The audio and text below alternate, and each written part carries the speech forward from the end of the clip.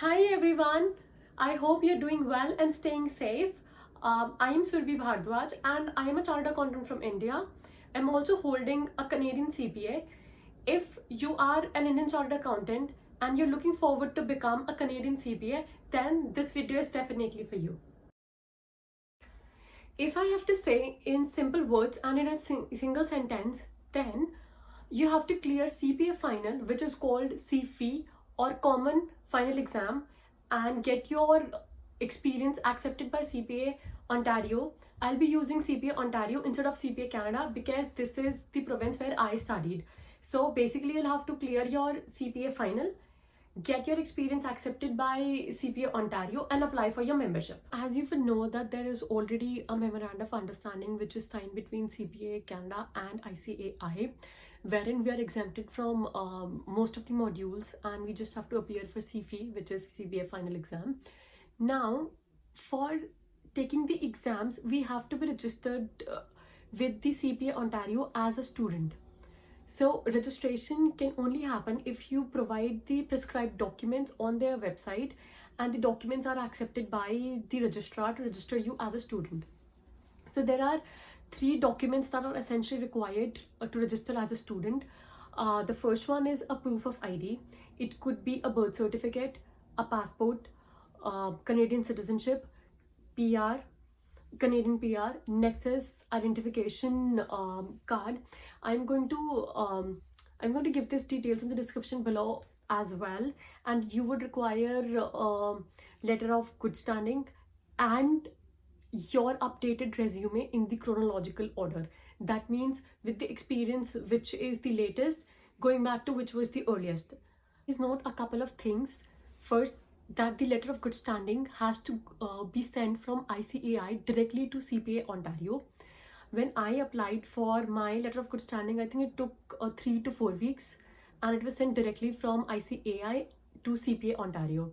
I was constantly checking with both the institute if they've received or if ICAI has sent. And the second thing is, when you are submitting all the documents, you may be required to submit a WES report to confirm your recognized university degree to determine your eligibility for an exemption from the experience requirement. In my case, I was not asked for it, but I've heard there were people who were asked about their WES report to get the exemption for training. For the exemption of training, there is a form which is called exemption training form. We have to submit that form as well to the CPA Ontario, because that way they are going to determine if we are eligible for the exemptions or not. So the form essentially looks like the number of experiences that we have gained past few years. We can only get an exemption in 2 cases. First, we've got 5 years experience after gaining our CA, or we have 2 years of experience after gaining a post-graduation certificate or not certificate, degree. So once you've submitted all the required documents, it would take from 8 weeks to 12 weeks to get registered with CPA Institute. For me, it took 8 weeks to get registered. And then once you're registered, there is a fee associated with it. Depending when you were registered, you'll have to pay accordingly. So now you can see on the screen the structure of the fees. So if you're registered anywhere between 1st January to 30th June, you'll be required to pay an annual student due and the initial administrative fee totaling up to $820.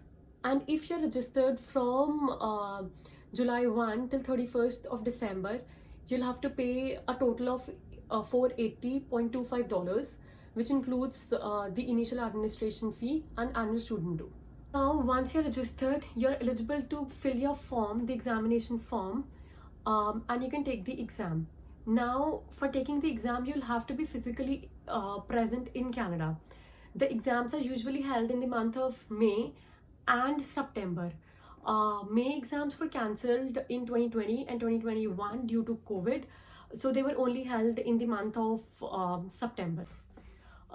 Whichever month it happens, but CFE is a 3-day exam. So the first day exam is 4 hours, the second day exam is 5 hours, the third day exam is 4 hours again. So depending in which month you'll be taking up the exam, you'll have to appear for all 3 days. So I would like to highlight here that these CPA final exams are quite different from CA final exams that we had to do in India. They're different because they are largely case oriented as compared to what we had in India. Since this is a case oriented exam and we've not written these kind of cases while we were studying for a CA, there are 2 modules which are called Capstone 1 and Capstone 2, which helps a student to learn the art of writing cases. Now, it is not a mandate exam, but then it helps student to write the cases, learn how to study a question, how to answer them. So that way it's beneficial. It is not a mandate anymore, but it is recommended by the CPA Ontario Institute. Now, since it is not a mandate module, so nowadays what people are doing is they're studying themselves and then appearing for the CPA final exam directly. So that is why I would suggest and highly recommend, if you're studying CPA for the first time, then you should have a study partner or a mentor or a study group that helps to understand how this is presented, or how the cases are to be studied, how they have to be written. For Capstone 1 and Capstone 2 CFE final, there are some cost associated, which I'll be highlighting soon. So if you're taking up Capstone 1, 2 and then appearing for CFE exam, then you'll have to give all the fees to them. So whatever you see on the screen right now is the current fee structure that might change or might not change. So this is the latest that you see. Now, once you're ready, you'll have to appear for day 1, day 2 and day 3. You can appear day 1 only, day 2 and 3 only, or both of them together. But it is worthwhile noting that we are given just only 3 chances to pass the exam, otherwise I'll have to restart the process. So this is what is about the registering, appearing of the exam. So I've tried to cover as much as I could on the high level and in very simple words, but in case you've got specific questions or queries, do let me know in the comment section and I'll try to answer them as soon as possible. I wish you all the luck in studying for CPA exam. Watching the video, please stay safe and take care.